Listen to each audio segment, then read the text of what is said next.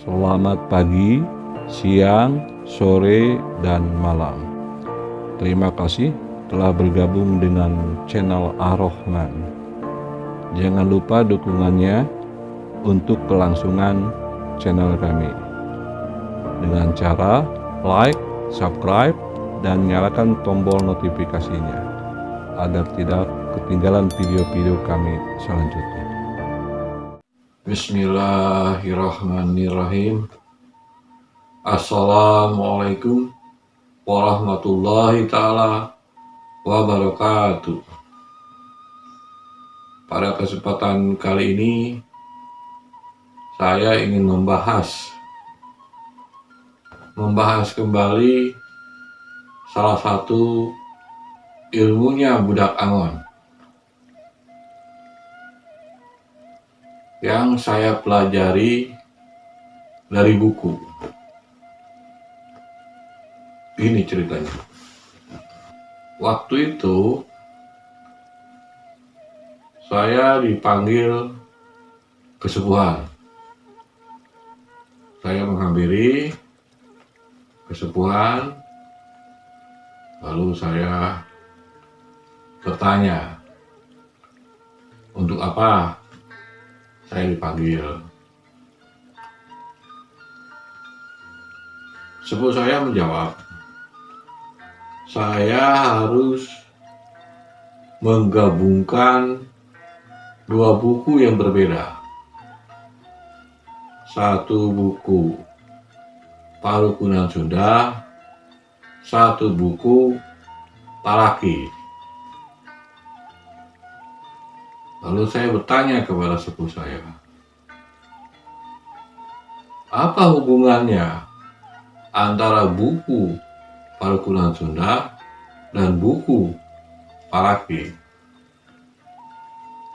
Kesepuhan saya menjawab, kalau kamu teliti, kalau kamu cermati, dua buku itu kalau disatukan, ditarik garis benang merahnya, maka akan ketemu sebuah bentuk ilmu yang dimiliki oleh Budak Angon.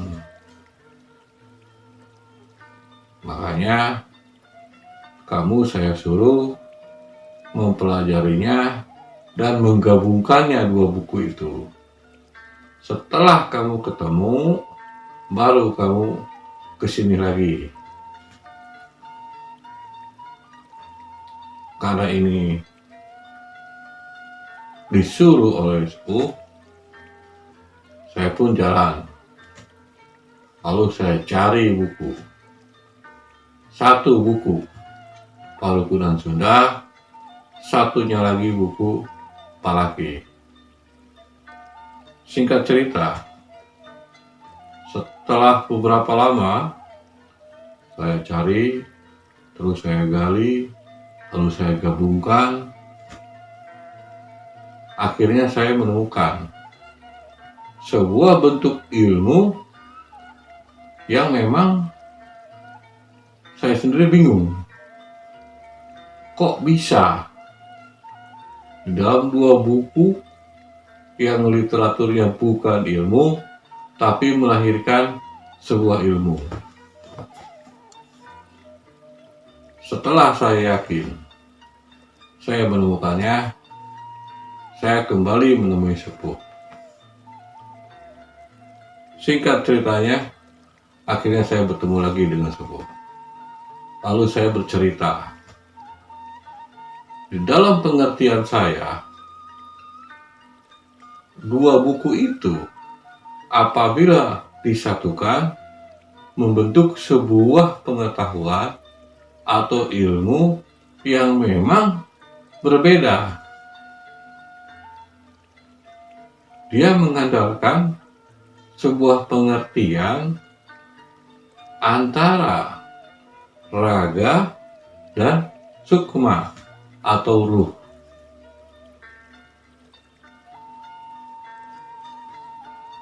Nah, sepuh saya langsung menjawab, coba teruskan, apa yang kamu mengerti? Saya bilang waktu itu, kalau mau diolah dan diperdalam sesuai dengan literatur buku itu, maka kita bisa, saya bilang, memerintahkan sukma kita ataupun memerintahkan roh kita untuk keluar dari tubuh kita dan memasuki raga orang lain. Sepuh langsung tersenyum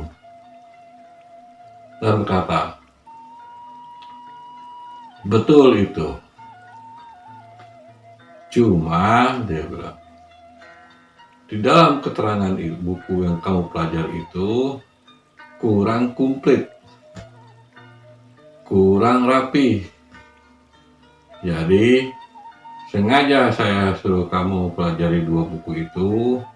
Tinggal sekarang bagaimana supaya pengetahuan yang kamu dapat, ilmu budak angon yang kamu olah itu, yang kamu telah cari itu, yang telah kamu dapatkan itu, bisa dengan mudah ditertibkan.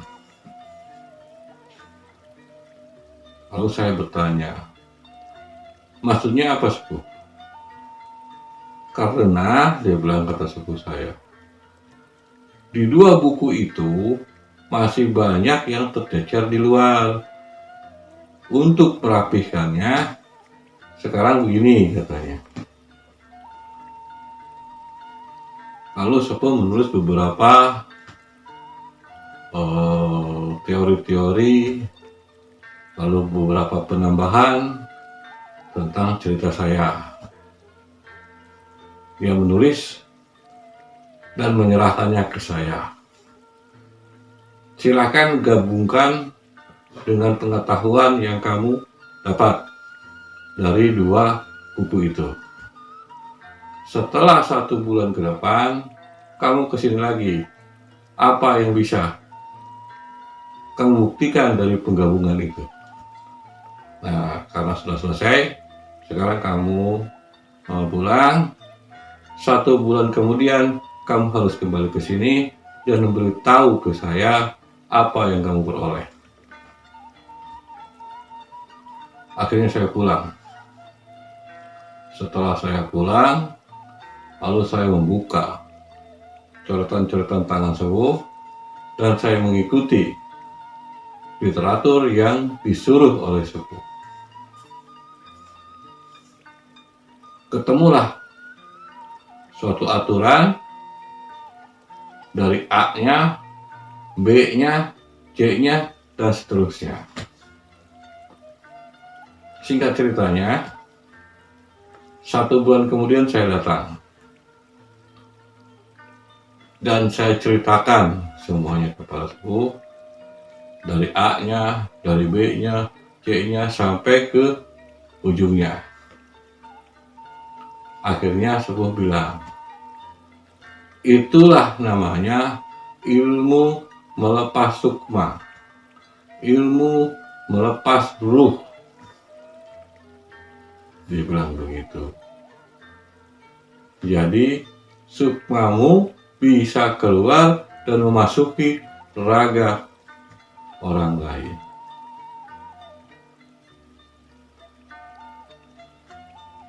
Kalau menurut apa yang dicatat di situ, itu biasanya bisa 3, bisa 5, yang jelas dia ganjil. Satunya kamu, yang 2 ke orang lain. Atau satunya kamu, 4-nya ke orang lain. Namanya paling terkenal di dunia spiritual adalah ilmu melepas sukma. Saya bilang, mengerti kamu kenapa kamu saya suruh mempelajari buku itu? Karena menurut saya, kata sepuh saya, suatu saat nanti orang lupa akan ilmu itu. Mudah-mudahan setelah kamu tahu aturannya, cara bagaimana mengolahnya, kamu bisa mempelajarinya dengan baik. Lalu saya bilang, maaf sepuh, kepada hal-hal seperti ini saya kurang begitu tertarik. Saya lebih menyukai kepada hal-hal yang bersifat akli. Sepuh saya ketawa. Betul, sekarang kamu berkata seperti itu. Coba aja nanti, yang jelas pelajari sampai betul-betul kamu mengerti. Saya pun mengiyakan dan berterima kasih karena telah diberi petunjuk sehingga saya mau tidak mau mengerti A sampai B-nya, B sampai C-nya, dan seterusnya. Gitu. Lalu saya bertanya sebelum saya pulang, sepuh, sebetulnya fungsi ilmu ini untuk apa? Lalu sepuh saya menjawab, tidak semata-mata ilmu ini ada kalau tidak ada gunanya ataupun faedahnya. Dan tidak semata-mata budak angon punya kalau tidak ada artinya. Tidak ada maksud dan tujuannya. Itu kata sepuh saya. Oh iya sepuh, sekarang katanya, itu ilmu di dunia perwayangan sangat disukai. Itu ilmu dalam dunia spiritual banyak yang mempelajari. Berarti sangat berfaedah dan berguna tentunya. Apalagi kalau kamu tahu baca bait-baitnya Siliwangi. Ada istilah-istilah tertentu yang menyatakan bahwa itu adalah bentuk sebuah ilmu. Kalau kita mau bacanya secara filosofi, kata sepuh saya bilang begitu. Oh,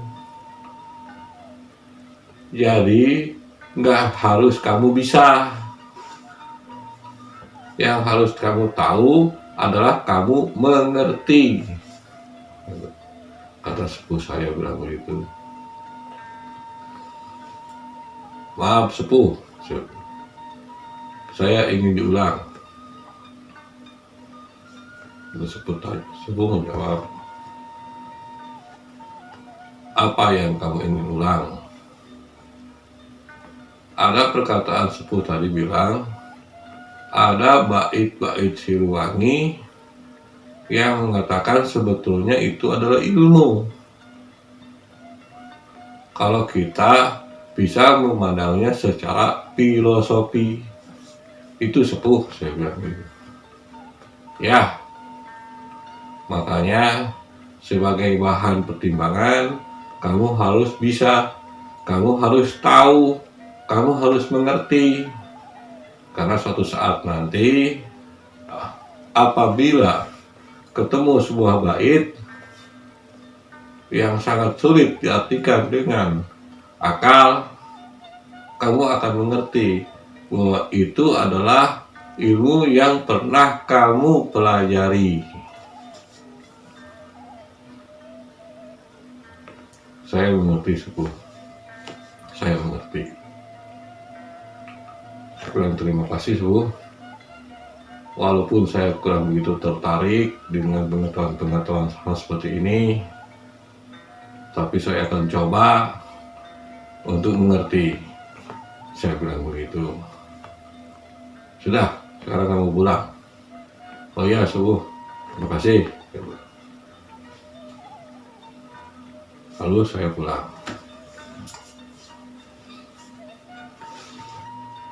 Dari kesimpulan tadi, saya bisa ambil sebuah bahasan, sebuah dasar pemikiran bahwa ilmu melepaskan sukma atau melepaskan ruh yang dipraktekkan oleh budak Angon pasti punya maksud dan tujuan yang bagus, pasti memiliki manfaat, ada gunanya. Walaupun saya belum mengerti fungsi utamanya untuk apa.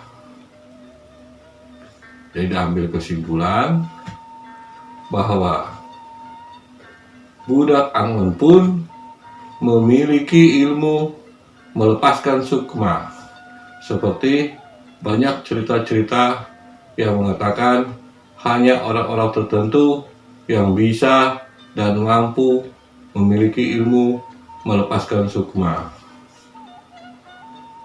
Itu sebatas pemikiran saya.